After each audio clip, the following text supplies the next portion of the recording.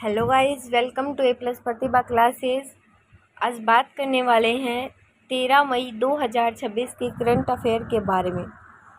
इससे पहले अगर आप चैनल पर नए हैं तो वीडियो को लाइक और चैनल को सब्सक्राइब कर लें, क्योंकि हम यहाँ पर डेली करंट अफेयर डिस्कस करते हैं और इसकी वीडियो की जो PDF है वो भी आपको एकदम फ्री में प्रोवाइड करवाते हैं।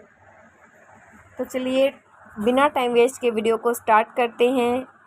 करंट अफेयर का ये वीडियो खास आपके लिए। फर्स्ट क्वेश्चन है, हाल ही में किस संस्था ने अपनी 100वीं वर्षगांठ मनाई और अगली सदी की रणनीतिक योजना शुरू की?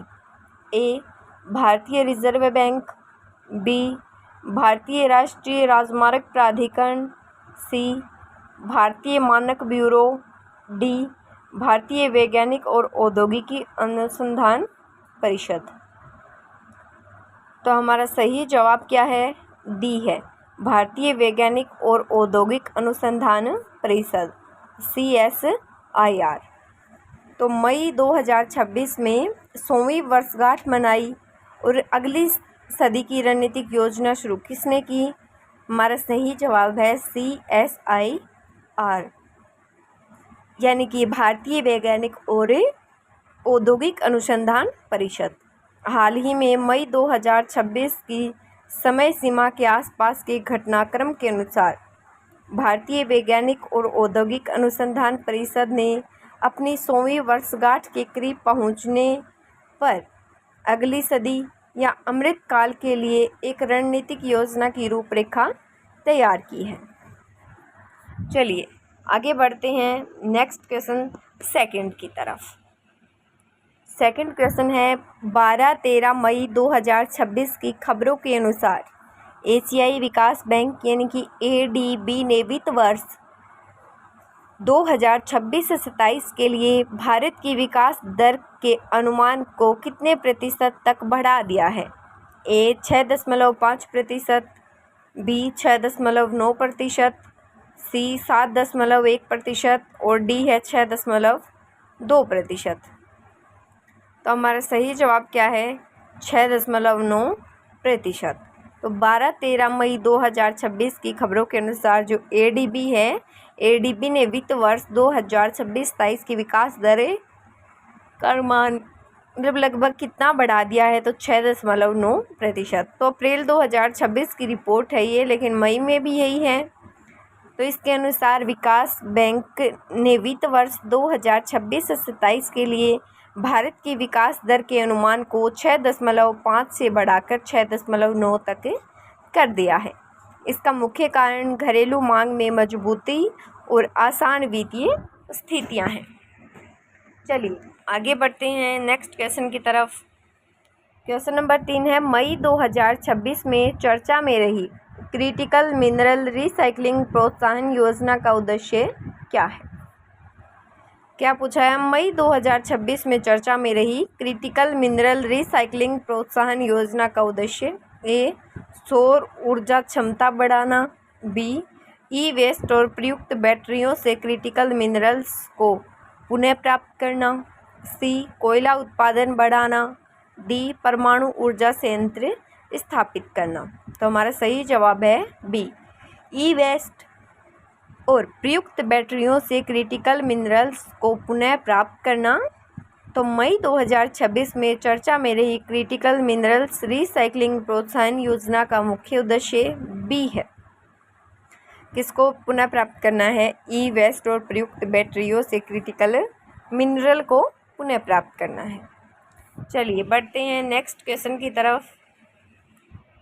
क्वेश्चन है, 13 मई 2026 के आसपास PM मोदी अपनी 5 देशों की विदेश यात्रा पर निकलने से पहले किस मुख्य मुद्दे पर चर्चा के लिए खबरों में है? ए नई शिक्षा नीति, बी विदेशी मुद्रा भंडार और अर्थव्यवस्था की स्थिरता, सी खेल रत्न पुरस्कार, डी अंतरिक्ष मिशन। हमारा सही जवाब क्या रहेगा? बी रहेगा, और बी में है विदेशी मुद्रा भंडार और अर्थव्यवस्था की स्थिरता। तो संक्षिप्त व्याख्या देखिए इसकी।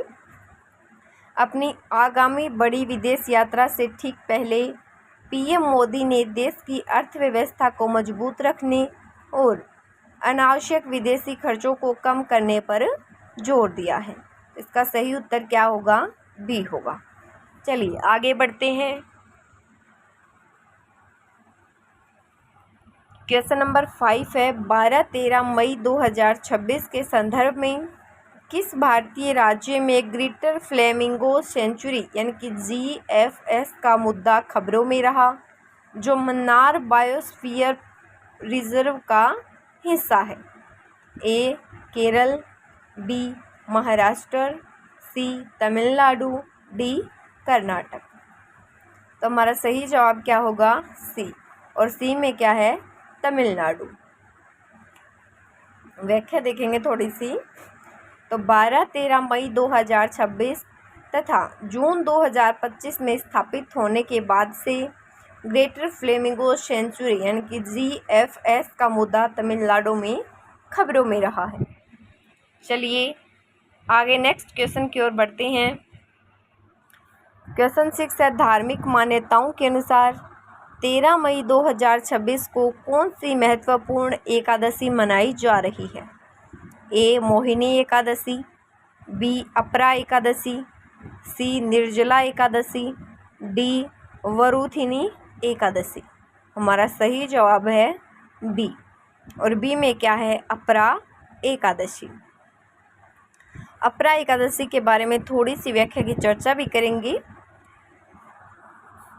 तो अपरा एकादशी 13 मई 2026 को ज्येष्ठ मास के कृष्ण पक्ष की एकादशी तिथि को अपरा एकादशी मनाई जाएगी। इसे कई क्षेत्रों में अचला एकादशी के नाम से भी जाना जाता है। मान्यता है कि इस दिन भगवान विष्णु की पूजा करने से व्यक्ति को अपार पुण्य और पापों से मुक्ति मिलती है। चलिए बढ़ते हैं अगले क्वेश्चन की तरफ। यह हाल ही में मई 2026 में किस दक्षिणी भारतीय अभिनेता ने तमिलनाडु के नए मुख्यमंत्री के रूप में शपथ ली है और उन्हें 13 मई तक अपना बहुमत साबित करने का समय दिया है? ऑप्शन है ए रजनीकांत, बी कमल हासन, सी विजय, डी सूर्या। हमारा सही जवाब रहेगा सी। और सी में क्या है? विजय। तो हाल ही में तमिल सुपरस्टार और तमिलगा वेस्ट्री कजगम के प्रमुख सी जोसेफ विजय, जिन्हें थलपति विजय के नाम से जाना जाता है, तो उन्हें तमिलनाडु के नए मुख्यमंत्री के रूप में शपथ ली है। किस रूप में शपथ ली है उन्होंने? तो तमिलनाडु के नए मुख्यमंत्री के रूप में। और उन्हें किस नाम से जाना जाता है? तो थलपति विजय के नाम से भी जाना जाता है। चलिए बढ़ते हैं नेक्स्ट क्वेश्चन की तरफ। क्वेश्चन है मई 2026 में खबरों में रहा ऑपरेशन सिंदूर निम्न में से किससे संबंधित है? ए भारतीय अंतरिक्ष मिशन, बी यूक्रेन में शांति स्थापना, सी म्यांमार में मानवीय सहायता अभियान, डी है राष्ट्रीय एयर डिफेंस का सुदृढ़ीकरण। हमारा सही जवाब क्या होगा? सी होगा। और सी में क्या है? स्टिक हवाई और मिसाइल स्ट्राइक। तो ऑपरेशन सिंदूर का संबंध किससे है? हमारा सही जवाब है स्टिक हवाई और मिसाइल स्ट्राइक से। देखिए मई 2026 में खबरों में रहा ऑपरेशन सिंदूर, जो 7 मई 2025 को भारतीय सशस्त्र बलों द्वारा पाकिस्तान और पाकिस्तान के कब्जे में होने वाले कश्मीर में आतंकी ठिकानों के खिलाफ शुरू की गई एक स्टिक हमला कार्रवाई थी। तो उसे 1 साल पूरा होने के संदर्भ में ये चर्चा में रहा। अभी 1 साल हुआ है इसको, 2025 में हुआ था ये एक्टिव। थोड़े थोड़े क्वेश्चन हम पीछे के भी देखेंगे ताकि हमें अच्छे से याद रहें ये सारी चीज़ें। आगे है चर्चा में रही बायोबिटुमेन तकनीक का उपयोग किस रूप या किस क्षेत्र में किया जा रहा है? ए कृषि उत्पादन बढ़ाने में, बी हरित और टिकाऊ सड़क बनाने में, सी है परमाणु ऊर्जा के भंडारण में, डी है जल शोधन प्रक्रियाओं में। तो हमारा सही जवाब होगा बी हरित और टिकाऊ सड़क निर्माण में। और चर्चा में रही बायोबिटुमेन तकनीक का उपयोग मुख्य रूप से हरित और टिकाऊ सड़क निर्माण में किया जा रहा है। समझ में आ गया बायोबिटुमेन का प्रयोग किस क्षेत्र में किया जा रहा है। चलिए आगे बढ़ते हैं नेक्स्ट क्वेश्चन की तरफ। क्वेश्चन है 13 मई 2026 को भारत के किन क्षेत्रों में गरज चमक के साथ तेज हवाओं यानी कि 40 से 60 प्रति किलोमीटर प्रति घंटा की चेतावनी मौसम विभाग ने जारी की है। ए दक्षिणी भारत, बी उत्तर पश्चिम भारत, सी पूर्वोत्तर भारत, डी मध्य भारत। हमारा सही जवाब होगा बी। और बी में क्या है, उत्तर पश्चिम भारत, ये हमारा सही जवाब है। तो मौसम विभाग के अनुसार 13 मई 2026 को भारत के उत्तर पश्चिम भारत के क्षेत्रों में गरज चमक बिजली और 40 से 60 किलोमीटर प्रति घंटे की रफ्तार से तेज हवाओं की चेतावनी जारी की गई है। इस क्षेत्र में 10 से 13 मई के दौरान सक्रिय पश्चिमी विक्षोभ के कारण तेज आंधी और बारिश की संभावना है। चलिए बढ़ते हैं अगले क्वेश्चन की तरफ। क्वेश्चन है मई 2026 में जारी वैश्विक ऊर्जा संक्रमण सूचकांक में भारत का कौन सा स्थान है। यानी कि वैश्विक ऊर्जा संक्रमण सूचकांक में भारत को कौन सा स्थान प्राप्त हुआ है। ए 52वां, बी 61वां, सी 67वां, डी 71वां। तो हमारा सही जवाब है डी। और डी में क्या है, 71वां यानी कि 71। तो मई जून 2026 के अनुसार जारी विश्व आर्थिक मंच की वैश्विक ऊर्जा संक्रमण सूचकांक रिपोर्ट में भारत को 118 देशों में 71वां स्थान प्राप्त हुआ है। चलिए बढ़ते हैं अगले क्वेश्चन की तरफ। Question number 12। 13 मई 2026 को रक्षा मंत्रालय द्वारा घोषित प्रोजेक्ट आकाशवाणी के तहत सेना को क्या मिलने वाला है। ए नए लड़ाकू विमान, बी स्वदेशी डिजिटल रेडियो संचार प्रणाली, सी हाइपरसोनिक मिसाइलें, डी एंटी सबमरीन युद्धपोत। तो हमारा सही जवाब क्या है, बी है। और बी में क्या है, स्वदेशी डिजिटल रेडियो संचार प्रणाली। तो प्रोजेक्ट आकाशवाणी के तहत सेना को क्या मिलने वाला है, स्वदेशी डिजिटल रेडियो संचार प्रणाली। तो 13 मई 2026 के संदर्भ में रक्षा मंत्रालय के प्रोजेक्ट आकाशवाणी या सेना की आधुनिकीकरण योजनाओं के तहत भारतीय सेना को स्वदेशी डिजिटल रेडियो संचार प्रणाली मिलने की संभावना है। समझ में आ रही हैं चीज़ें। नेक्स्ट बढ़ते हैं अगले क्वेश्चन की तरफ। क्वेश्चन नंबर 13 है, हाल ही में खबरों में रहा लूसी मिशन, नाम क्या है, लूसी। तो लूसी मिशन जिसने 13 मई के आसपास नए डाटा भेजे हैं वो किस अंतरिक्ष एजेंसी से संबंधित है। ए इसरो, बी ईएसए, सी नासा, डी जाक्सा। तो हमारा सही जवाब है ए, सी है। और सी में क्या है, NASA, नासा इसका सही उत्तर है। तो खबरों में रहा लूसी मिशन जो बृहस्पति के ट्रोजन क्षुद्र ग्रहों का अध्ययन कर रहा है वो नासा से संबंधित है। तो पता चल गया लूसी मिशन का संबंध किससे है। चलिए आगे बढ़ते हैं क्वेश्चन नंबर 14 की तरफ। यह 13 मई 2026 को मनाए जा रहे विश्व प्रवासी दिवस का विषय यानी कि थीम क्या है। ए पक्षी बचाओ जीवन बचाओ, बी हर पक्षी महत्वपूर्ण है, आपके अवलोकन मायने रखते हैं, सी प्रवासी पक्षी और जलवायु परिवर्तन, और डी है पक्षी जीवन का आधार है। तो इसका सही उत्तर रहेगा बी। और बी में क्या है, हर पक्षी महत्वपूर्ण है और आपके अवलोकन मायने रखते हैं। 13 मई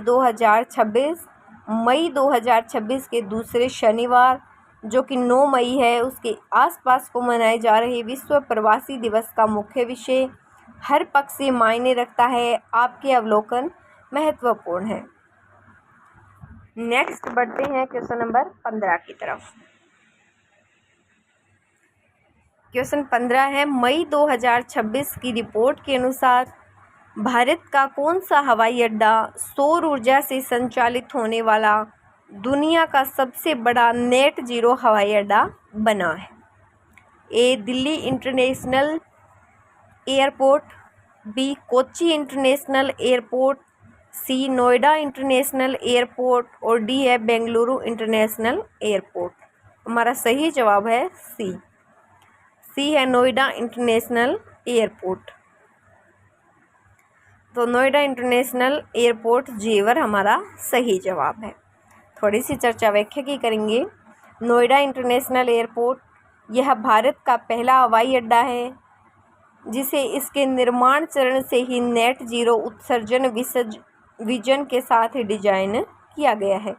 यह ऊर्जा की ज़रूरतों को पूरा करने के लिए 83 एकड़ में एक विशाल सौर फार्म स्थापित किया गया है। इसका उद्घाटन 28 मार्च 2026 को हुआ था। अभी पीछे मार्च में हुआ था। इसका उद्घाटन कब हुआ था? 28 मार्च 2026 को हुआ था। चलिए बढ़ते हैं नेक्स्ट क्वेश्चन की तरफ। 13 मई 2026 को फिंगलेसेस ग्रीनिंग फेस्टिवल कहाँ आयोजित किया जा रहा है, जो जलवायु कार्यवाही और जैव विविधता का जश्न बनाता है? ए लंदन, बी डबलिन, सी सिडनी, डी न्यूयॉर्क। हमारा सही जवाब बी है और बी में क्या है? डबलिन। तो 13 मई 2026 को फिंगलेस ग्रीनिंग फेस्टिवल डबलिन आयरलैंड में आयोजित किया जा रहा है, जो जलवायु कार्यवाही यानी कि जो क्लाइमेट एक्शन है, तो जलवायु कार्यवाही, बाइक वीक और जैव विविधता का जश्न बनाता है। नेक्स्ट बढ़ते हैं आगे अगले क्वेश्चन की तरफ।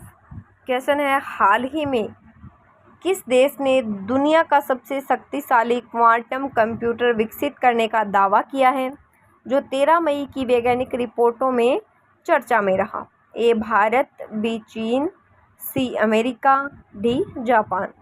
हमारा सही जवाब क्या रहेगा? बी रहेगा और बी में क्या है? चीन है। मई 2026 के दूसरे सप्ताह यानी कि 9 से 11 मई 2026 में चीनी वैज्ञानिकों और एरिगिन क्वालिटम कंपनी ने ओरिगन वैक्यूम 180 ओरिजिन वुकांग 180 नामक चौथी पीढ़ी के super conducting quantum computer launch करने का दावा किया है। इसका नाम क्या है? Origin Wukong 180। चलिए नेक्स्ट क्वेश्चन के बारे में बात करते हैं। क्वेश्चन है, 13 मई 2026 के आंकड़ों के अनुसार भारत का कौन सा राज्य ग्रीन हाइड्रोजन के उत्पादन में देश में पहले स्थान पर पहुंच गया है? ए राजस्थान, बी गुजरात, सी महाराष्ट्र, डी ओडिशा।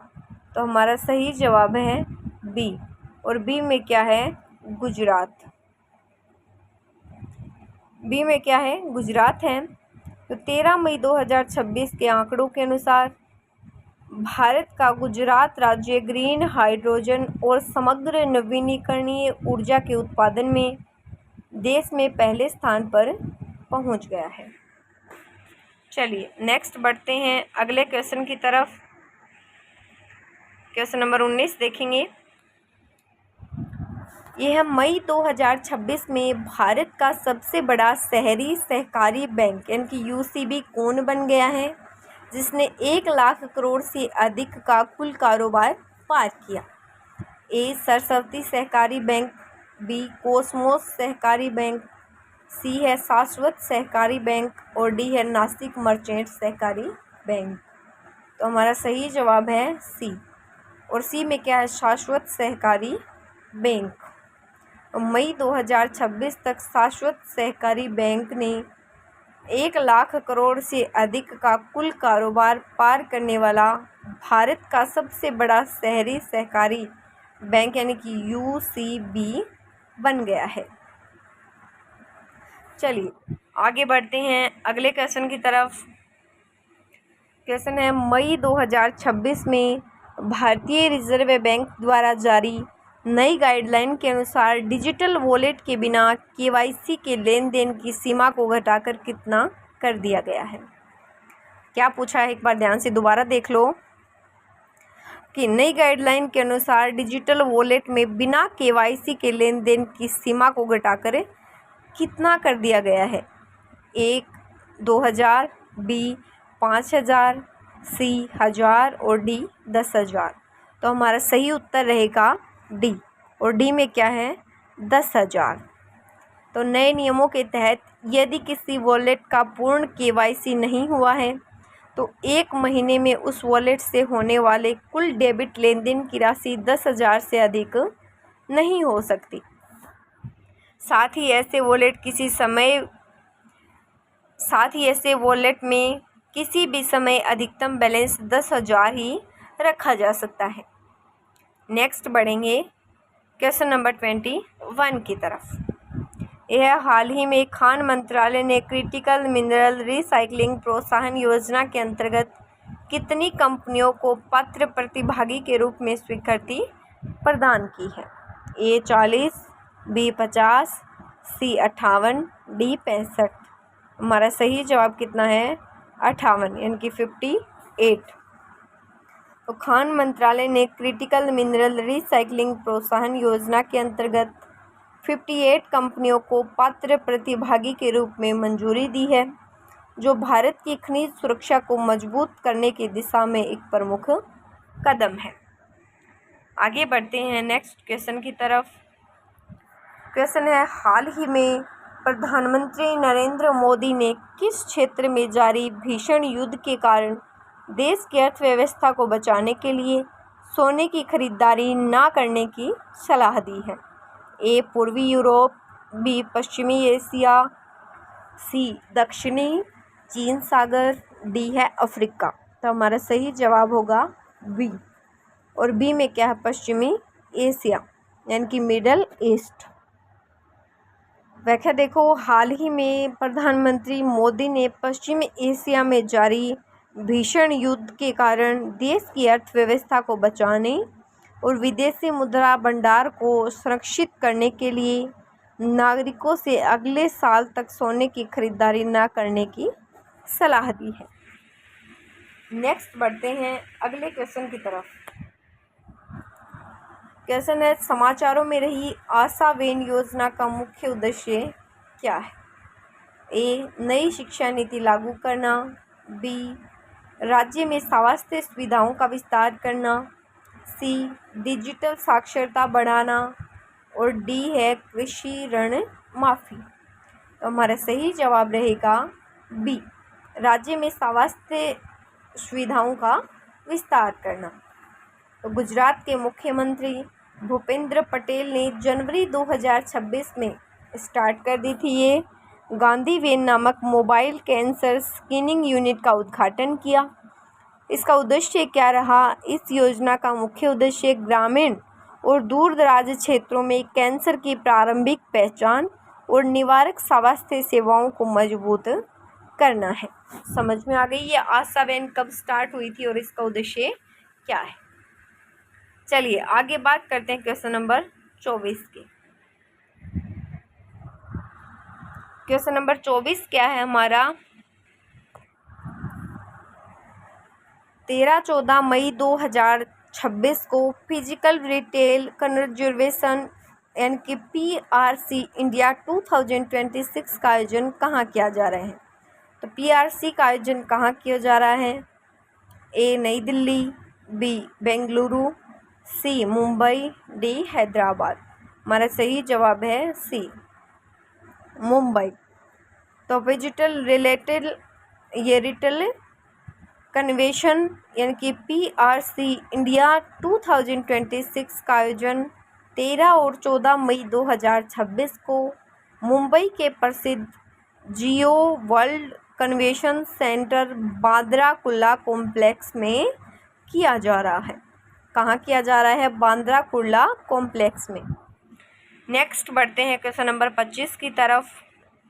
ये है यूरेशियन एरोस्पेस एक्सपो 2026 में भारत द्वारा प्रस्तुत किस उन्नत रक्षा प्रणाली ने ध्यान आकर्षित किया है? ए तेजस MK2, बी राफेल, सी S-400, डी ब्रह्मोस NG। तो हमारा सही जवाब है डी, और डी में है ब्रह्मोस NG। तो यूरेशियन एरोस्पेस एक्सपो 2026 में भारत द्वारा प्रस्तुत ब्रह्मोस NG उन्नत प्रणाली ने ध्यान आकर्षित किया है। नेक्स्ट बढ़ेंगे आगे। ये तो बात हुई हमारे क्वेश्चन आंसर के बारे में। अब हम देखेंगे कि 13 मई के दिन इतिहास में क्या क्या घटनाएं हुई हैं, किन किन का जन्म हुआ है, किन किन की मृत्यु हुई है, वो सारी चीज़ें हम देखने वाले हैं।